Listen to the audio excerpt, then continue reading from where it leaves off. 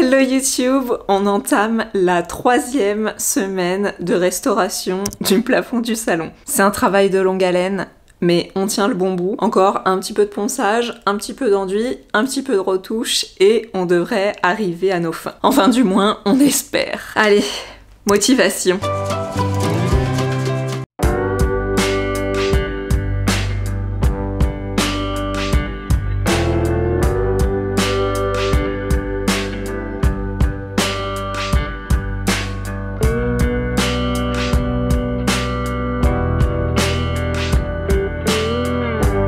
Un endroit ici qui était vachement en relief et en ponçant on est carrément arrivé au niveau du fissnet. Je sais pas si vous arrivez à voir la grille, là on voit bien la grille ici. Donc je vais vous montrer en détail comment ça fait une fois que c'est pris à l'intérieur de l'enduit, que c'est englué dans l'enduit en fait. C'est un endroit ici au milieu où on a un peu trop poncé parce qu'à mon avis le fissnet est parti à cet endroit là. Ça se voit, ça brille un peu quand on regarde le plafond depuis en bas, donc on voit le grillage.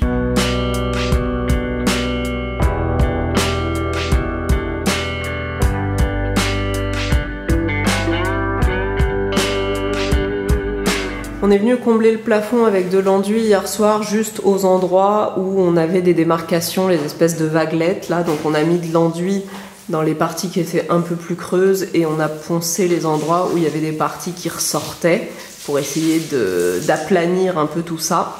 Ce soir, ce qu'on va faire, c'est qu'on fait notre passe croisée. Donc on vient appliquer l'enduit en fait sur la totalité du plafond, en tout cas ce qu'on aura le temps de faire ce soir. Je sais pas si on aura le temps de faire tout le plafond. Et du coup on va enduire en commençant d'ici jusqu'ici. C'est-à-dire que d'habitude on a fait des passes dans ce sens-là, en roulotant dans ce sens-là et en venant lisser comme ça depuis la fenêtre vers moi. Et là on va faire dans l'autre sens pour que l'enduit soit réparti uniformément sur tout le plafond en fait.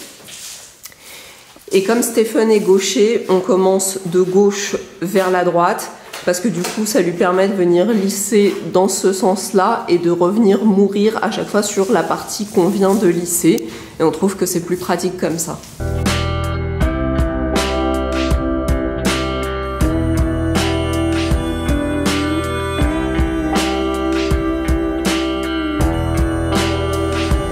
Donc on procède exactement comme on a fait pour toutes les fois jusqu'à maintenant, c'est-à-dire qu'on roulotte carré par carré les endroits qu'on vient lisser et on va essayer de faire un max de plafond.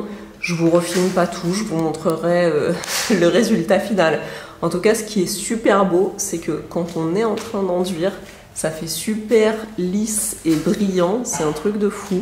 Il est bien cet enduit, hein, le bagarre.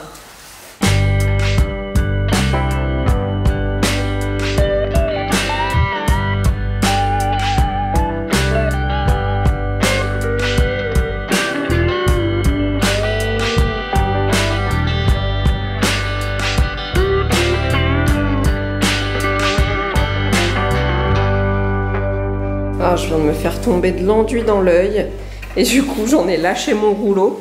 Donc là il y a une trace d'enduit, c'est la marque de mon rouleau qui est tombé par terre. J'arrête pas de marcher dedans et de me prendre les pieds dedans parce que comme le seau est trop lourd pour que je le déplace, puisque c'est quand même des seaux de 25 kg, du coup je reviens à chaque fois recharger mon rouleau ici et je me reprends les pieds dedans. Il manquerait pas qu'en plus de perdre un œil je perde une jambe. Je sais pas si ça se voit bien mais on a fait tout ça jusqu'à cette bande qui est bien humide encore, tac.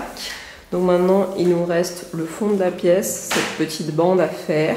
Ça n'a pas très bien tenu à l'endroit de la fuite, ici là les endroits très marrons, ça s'est un peu affaissé. Donc on va pas repasser dessus tout de suite avec cette couche. On a été trop ambitieux, trop gourmand, on a voulu aller trop vite. Mais on en a marre de ce truc, on a envie que ce soit fini. Il est 21h14, je pense qu'à 22h on aura fini. Après 2 tartes aux poireaux et au lit. Bon deuxième œil, comme ça pas de jaloux. Allez, il nous reste plus que ça à faire et après on a fini. Wouhou! Ça y est, on a fini! Je vous ferai bien une petite danse de la joie, mais franchement là je suis trop fatiguée. En plus, j'ai plus d'yeux. On a commencé à 19h, il est 21h58 et la soirée n'est pas finie puisqu'il y a encore tout tous les outils à nettoyer et la machine à faire pour laver tous les vêtements. Et en plus, j'ai bien peur que... Ah oui, j'en étais sûre. On n'a pas rangé le linge qui est sec de la machine qu'on a fait hier. Donc, il y a aussi ça à faire. Le travail ne s'arrête jamais.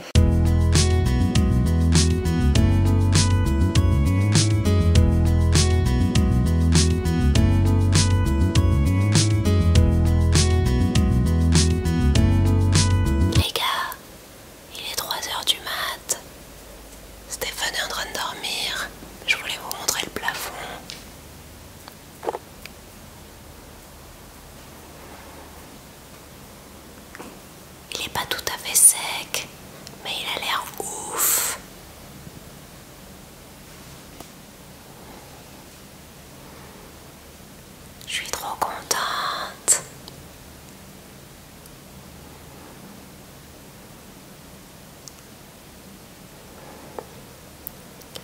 Vous vous rendez pas compte le travail de malade, j'ai trop mal au dos, j'ai ma sciatique qui tire de ouf.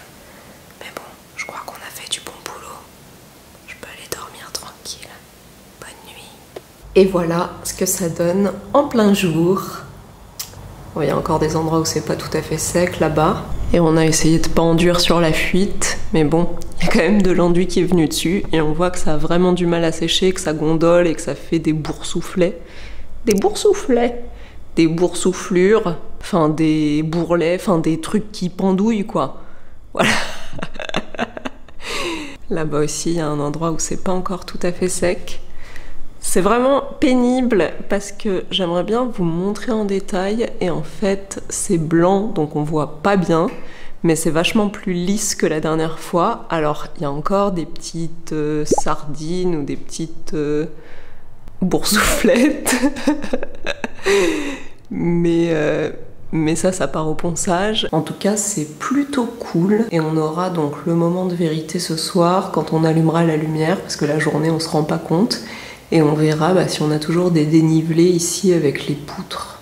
J'en profite aussi pour vous montrer en détail les boursouflettes. Vous voyez là, ça fait des petits trucs. Et en fait, quand on touche, c'est mou.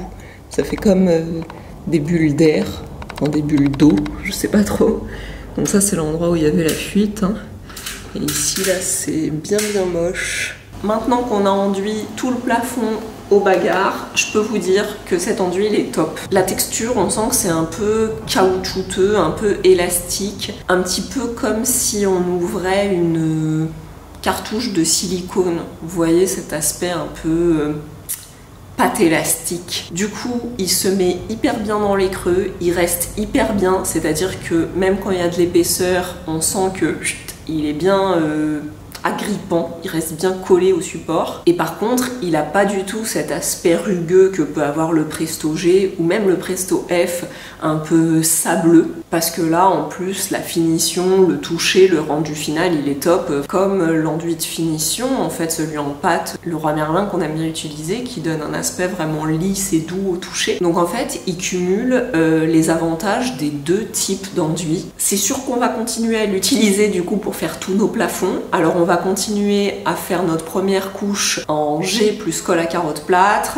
de recouvrir avec du G et ensuite la troisième couche avec ça. Donc là ce qui va nous rester à faire ça va être de lisser à nouveau les irrégularités, d'essayer vraiment de rendre le plus invisible possible ce dénivelé avec les poutres au plafond. Je suis un peu désespérée d'essayer de filmer des trucs blancs et en fait on voit pas la différence à la caméra. Au fur et à mesure des couches on a l'impression qu'on n'a rien fait. En fait quand on vient mettre la lumière rasante sur le plafond on se rend compte de tous les petits défauts. Donc tous ces petits trucs là, ces petites irrégularités là, ça c'est pas grave parce que les trucs qui sont en surépaisseur ça va partir au ponçage et les trucs qui sont un peu creux on peut revenir ponctuellement charger avec de l'enduit comme on réparerait un trou dans un mur. Ce qui nous pose problème c'est ça, on voit bien avec la lumière rasante, ça fait comme des espèces de bourrelets le long du plafond en fait. Donc cette partie-là, on a vachement travaillé dessus et du coup, même avec la lumière rasante, on voit que c'est relativement lisse. Mais par contre, ici, on les voit encore. Et quand on s'éloigne un petit peu plus loin sur le plafond, on a moins travaillé dessus et là, on les voit à la lumière. Alors c'est léger, hein, mais ça fait voilà, des endroits où on voit qu'il y a des trucs qui sont un peu plus épais et des endroits un peu plus creux. Et c'est vraiment, je trouve, très visible sur cette partie-là du plafond. Et surtout, ce qui nous ennuie, c'est que, bon, on met pas de la lumière rasante tout le temps sur son plafond, mais nous, le problème, c'est que comme on a les appliques ici dans la cuisine, et ben quand on les allume le soir, ça fait encore plus ressortir tous les défauts du plafond ici. Donc ce qu'on va faire maintenant, c'est qu'on va être obligé de poncer une nouvelle fois tous les endroits qui sont en surépaisseur, et après on verra s'il y a besoin de venir combler à nouveau dans les creux, pour essayer d'avoir quelque chose d'un peu plus lisse. Et on va répéter l'opération autant de fois que nécessaire jusqu'à temps d'avoir un résultat qui nous convient. En vrai, c'est parce qu'on est un peu regardant, parce qu'on pourrait s'arrêter là, et je suis sûre que si vous mettez des lampes rasantes chez vous au niveau de votre plafond, vous allez voir que vos plafonds, ils ont autant une sale gueule que le nôtre.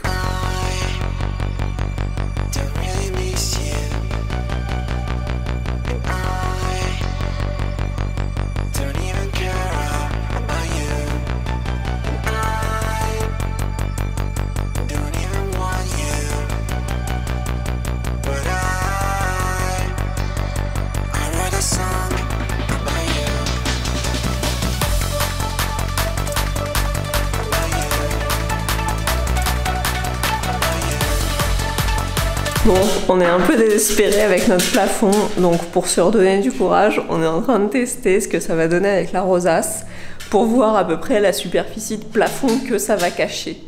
Du coup, il faut que je vous montre la rosace comme c'est trop magnifique!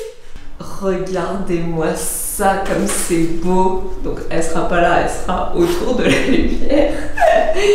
Mais c'est un truc de ouf! Comme ça va être stylé!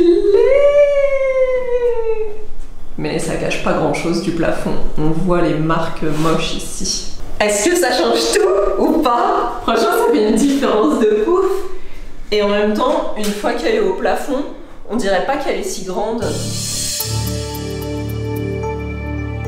On a acheté des nouveaux couteaux à enduire à Leroy Merlin, donc on en a pris un de 35 cm et un grand de 60 cm, parce que en fait les parfaits lisses, bon ils sont super bien, mais les lames elles sont super souples, donc ça a tendance à suivre en fait la déformation du plafond, et comme nous le plafond il est pourri et qu'on essaye de le rendre droit, enfin en tout cas un peu plus droit, il nous faut quelque chose qui se tord pas. Donc l'avantage de ces lames là, c'est qu'elles sont pas du tout flex, et comme ça ben, on va peut-être arriver un peu mieux à rattraper le dénivelé au plafond.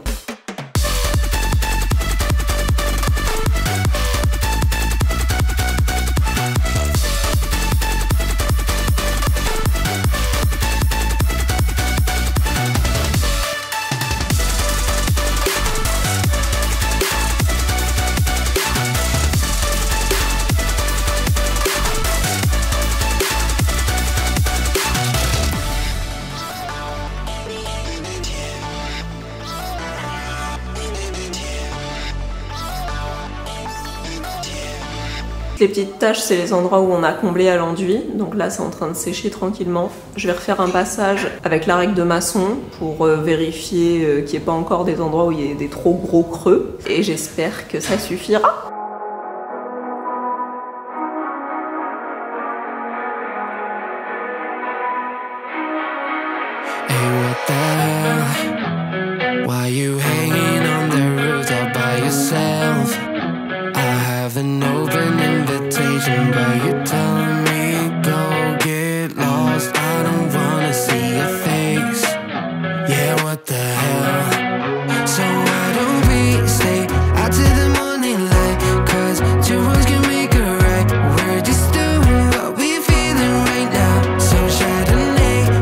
Bagarre est terminée. On avait acheté 3 pots et on en a déjà utilisé 2 pour faire juste le mur du conduit ici, plus le ratissage complet du plafond et les petites retouches qu'on est en train de faire maintenant. C'est fou comme ça consomme de ouf de l'enduit parce que c'est des pots de 25 kg. On en a déjà utilisé 2. Et probablement qu'on va devoir ouvrir le 3e pour finir nos petits rattrapages. Le plafond a séché, Il y a encore quelques marques ici. Et c'est très visible quand on allume la lumière de la cuisine qui est derrière moi. C'est un petit peu difficile à dire si ça vient toujours des poutres ou si ça vient du fait qu'on a remis de l'enduit à certains endroits et que du coup ça fait des taches d'enduit. Ce qu'on va faire, c'est que demain on va poncer entièrement le plafond, l'intégralité du plafond, et ensuite ça nous permettra d'avoir une meilleure visibilité pour voir si il reste encore des traces ou pas.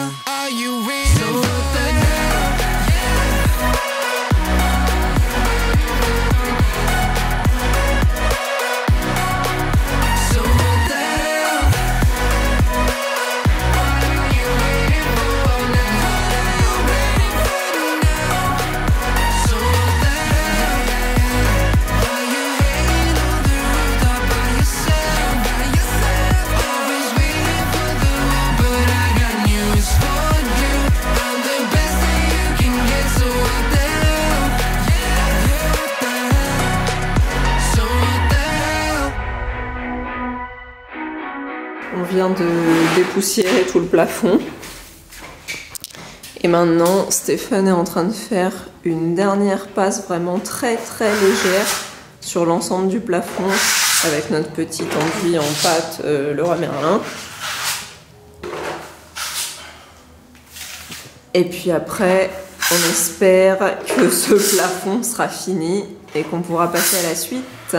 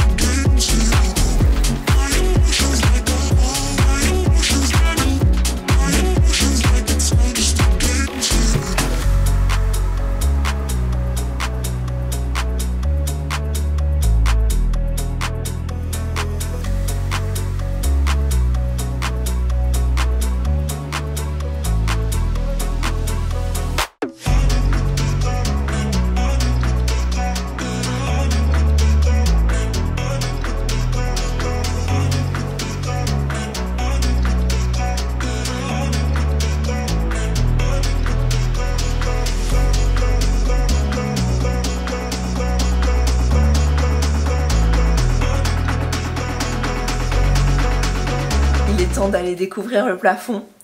Stéphane s'est levé ce matin pour aller voir. Il m'a dit qu'il était dégueulasse, donc on va aller vérifier ça.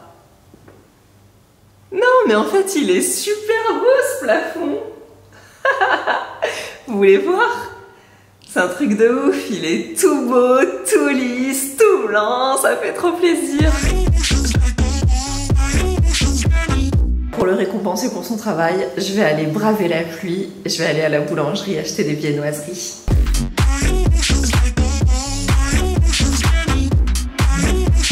Petit déjeuner avec vue sur nos murs blancs.